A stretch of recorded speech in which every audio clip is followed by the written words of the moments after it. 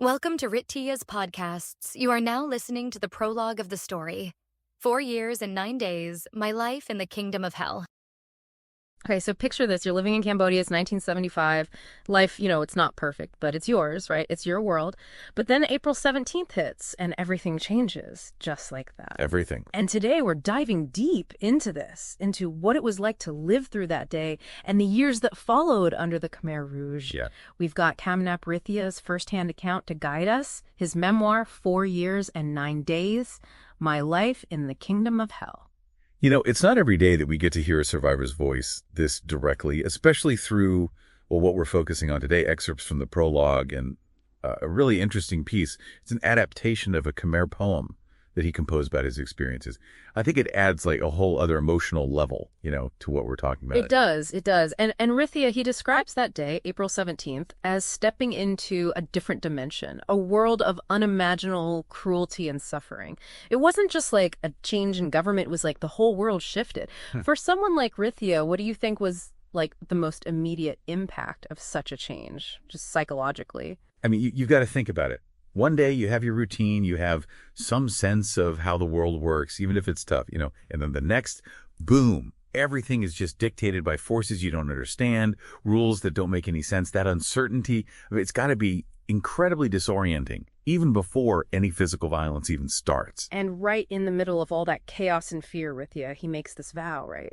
To survive. It's small, but it's so powerful. It is. It's like this instinct that a lot of survivors talk about, this need to bear witness, like carry the memory forward no matter what. It's a glimmer of hope in the darkest possible place. Yeah.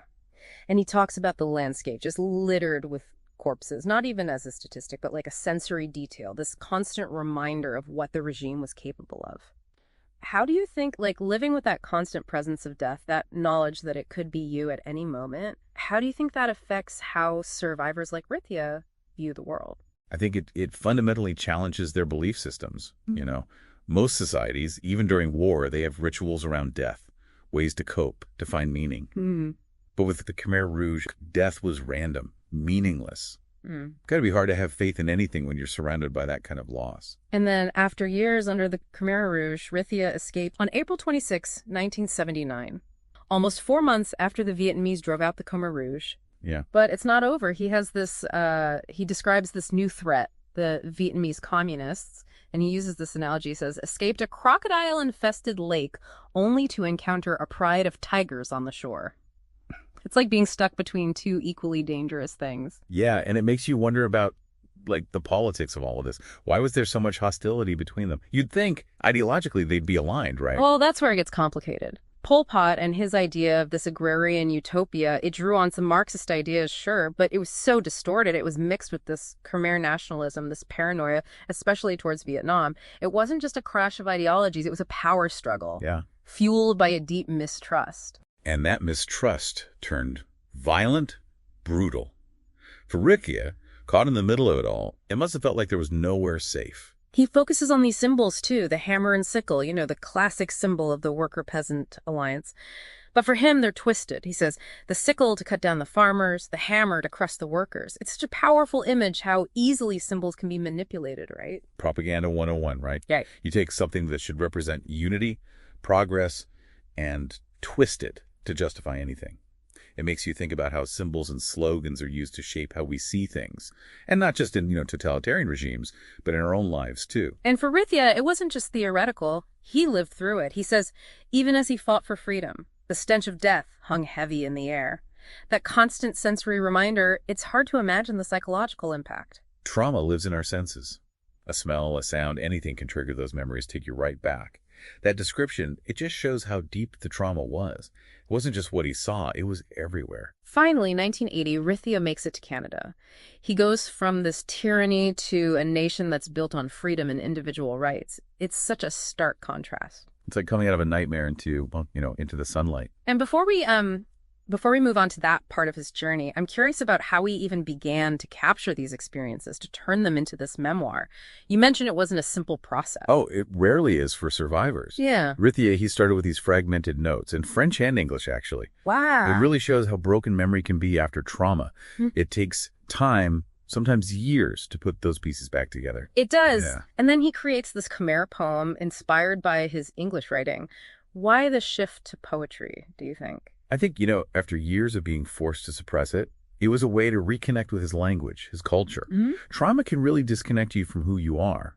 And poetry, at its core, is about rebuilding those connections, finding meaning in language. So the excerpt we're focusing on, it's actually a translation and adaptation of that Khmer poem. Yeah. It's like this full circle moment. It is. Yeah. It shows how powerful language can be, to heal, to connect cultures, to give a voice to the things that often go unspoken. And on that note, I think we're ready to move on to the next chapter. What was it like for Rithia to actually build a new life in Canada, to deal with that trauma while learning a new language, a new culture? Yeah, let's dive in. All right. I mean, arriving in Canada, it must have been like landing on a different planet for Rithia. Think about the culture shock, the language barrier. And on top of all that, he's trying to adapt while still dealing with, the invisible wounds of what he went through. Yeah, it's almost impossible to imagine. We talk about survivor resilience, but what does that actually look like day to day when you're trying to build a whole new life? It's a lot of small wins and, honestly, probably a lot of setbacks. Learning the language, finding work, making connections with people who might not really get what you've been through. It's like living in two worlds at the same time. Right. One familiar, one completely alien. Rithia mentions having nightmares, even in Canada, where he's safe. It just shows that trauma doesn't just go away, No, it sticks with you. A smell, a sound, anything can bring those memories flooding back. It can feel like you're right back there. And he wasn't just dealing with his own trauma, right? He was seeing other Cambodian refugees going through the same thing, this collective trauma. Exactly. Cambodia as a whole was devastated by the Khmer Rouge. Families were destroyed. Trust was broken. Everything they knew was gone. Rebuilding that, healing those wounds, it's a huge task. It's not just about individual recovery. It's about a whole community trying to find its way again. It makes you think about the role of storytelling in all of this. Rithia's memoir and all the other survivor accounts, they're so important, not just to document what happened, but to help people process it all. It's a way of fighting back, of taking back some control after such horror. It's saying, this happened, we survived, and we won't let it be forgotten. Right. It's powerful. And it's not just about remembering. It's about the future, too. Rithia's story, it shows how strong the human spirit can be, but it's also a call to action, don't you think? Absolutely. It forces us to look at these hard truths, to learn from the past, and to try to build a world where these things never happen again. We've talked about the trauma, individual and collective, but there's this other layer, the Khmer Rouge's ideology, this idea of a perfect agrarian society. How could something so flawed gain so much power, lead to so much destruction? Well, you have to remember, Pol Pot's regime, it didn't come out of nowhere. Cambodia had been through a lot, civil war, foreign intervention, the U.S. bombing campaign in the early 70s. It created this chaos that the Khmer Rouge exploited. Their propaganda, it painted them as saviors, bringing order and purity. So it wasn't just ideology, it was taking advantage of a vulnerable population. And once they had power, they went all in on this radical social engineering project, right? Emptying cities, getting rid of money and religion, forcing people into these labor camps. It was like they were trying to erase the past and build a whole new society based on their own twisted vision. And within that system, you had people who carried out these atrocities, who became part of the machine. It's scary to think that evil isn't always this, monstrous thing. It can be ordinary people making choices in extraordinary circumstances. Which brings us back to Rithia's escape. He faces this new threat from the Vietnamese communists. It wasn't just escaping one bad situation, it was navigating a whole political minefield. What was going on between those two forces? Oh, it's complicated. The relationship between the Khmer Rouge and Vietnam, it was this mix of ideology, nationalism, power struggles. They were both communist, sure. But Pol Pot's vision, it was much more extreme, more xenophobic. He saw Vietnam as a threat to Cambodia. And that paranoia led to border conflicts, massacres of Vietnamese civilians. It was awful. So when Vietnam invaded in '78, it was partly to stop those atrocities, but also to gain influence in the region. And for someone like Rithia, who just escaped the Khmer Rouge, it meant facing another oppressor. Exactly. It was out of the frying pan and into the fire. Remember that analogy he used, escaping crocodiles only to run into tigers?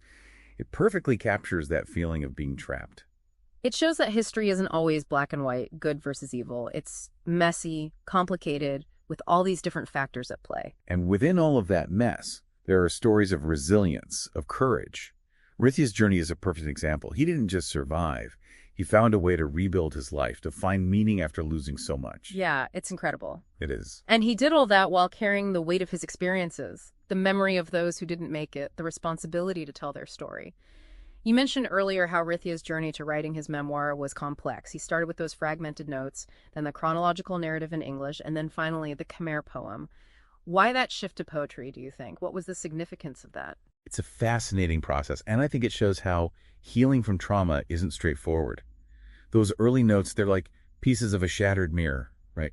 It takes time to put them back together to make sense of them. And moving to a chronological structure in English, it's like he was trying to impose order on that chaos to make sense of it all. Exactly. But then he creates the poem in Khmer, and it adds a whole new dimension. It's like he needed to go beyond just recounting the facts and connect with something deeper, something more emotional. It's like he was taking back his voice, his language, his identity after having it suppressed for so long. Right. Trauma can be so isolating. It can cut you off from who you are, from your community. And creating that poem, it could have been a way to bridge those gaps, to reconnect. And the fact that we're hearing a translation of that Khmer poem in this deep dive, it adds another layer. It shows how language can connect us, make these stories accessible to everyone. It reminds us that these stories, even though they're personal, they have a universal message. They're about resilience, about hope, about the importance of remembering and learning and working towards a better future. We've covered a lot in this deep dive. The horrors of the Khmer Rouge, the impact of trauma, the political complexities, the power of storytelling. And through it all, Rithia's story has been our guide. It has. It's shown us the darkest parts of humanity, but also the incredible strength of the human spirit. Before we wrap up, I want to think about the bigger picture. What can we learn from Rithia's experience? What can we do to prevent something like this from happening again? We'll explore those questions and more in the final part of our deep dive. We've come a long way with Kamnap Rithia, through his escape from the Khmer Rouge, his new life in Canada, and how he turned his experiences into this powerful memoir. But now I think it's time to, zoom out a little. What are the bigger lessons here? Yeah, his story is so specific, so personal, but it also speaks to these universal things about us, about humans. The dangers of ideology, how strong we can be in the face of, the worst imaginable. Right. And we talked about the Khmer Rouge's ideology, this idea of a perfect agrarian society. But it's terrifying how quickly that turned into violence, into destroying their own society.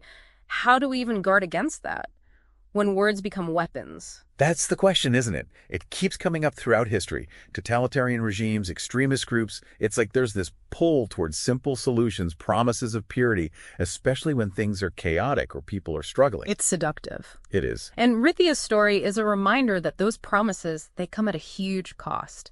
The Khmer Rouge, they promised utopia, no inequality, no exploitation, but they created hell on earth. Individuality was crushed, dissent was silenced. Life meant nothing. And that brings up a really important point. Yeah. How do we create a society that values critical thinking, where it's okay to question, to disagree? Because those are the spaces where we can resist those simplistic, dangerous ideas. Absolutely. Yeah. Rithia also talks about the impact of trauma on individuals, on whole communities. He had nightmares, even in Canada, safe and sound. It shows how deep those scars go, how trauma shapes you long after the danger is gone. And for survivors of collective trauma, like the Cambodian community, it's even more complex. Yeah. Rebuilding trust, social norms, healing those wounds, it's a process that takes generations. Which makes Rithia's choice to share his story even more powerful. It's not just his story, it's part of that collective healing, making sure those who died aren't forgotten and that we learn from what happened. It's also about resilience. Rithia doesn't just survive, he thrives. He builds a life, finds love, gives back to his community. It's like this counter-narrative to all that darkness. It is. And it brings us back to that question we asked earlier. How does someone who went through something so horrific find the strength to not just rebuild, but to share their story with the world? I don't know that there's an easy answer. It's a mix of things, I think. Individual strength, support from others, this deep need to bear witness, to make sure the truth is known. For some, sharing is about taking back their voice, after being silenced. And for others, maybe it's about honoring those who didn't survive, making sure their suffering isn't forgotten. It can be a way to connect with other survivors, too, to find strength in shared experience. No matter the reason, It takes incredible courage. To go back to those painful memories, to relive it all, to put it into words, it's hard to even imagine. It is, and it's a gift to us, to everyone who hears these stories, because we're not just learning about the past, we're confronting something in ourselves. Our capacity for darkness, for light. It makes us think critically, question things, act with more compassion. Rithia's story, like all survivor stories, is a call to action. We have to learn from the past, stand up against injustice, and work towards a world where this doesn't happen again. So as we wrap up this deep dive, here's something to think about. What will you do with what you've learned? How will you carry Rithia's story forward? Because it's in the sharing, the remembering, the acting on these lessons that we honor the strength of the human spirit. And maybe, just maybe, make the world a little bit better. Thank you for listening to the prologue of the story. You can catch on more episodes of Rithia's podcasts in English or looking for online videos available in Khmer, English, and French.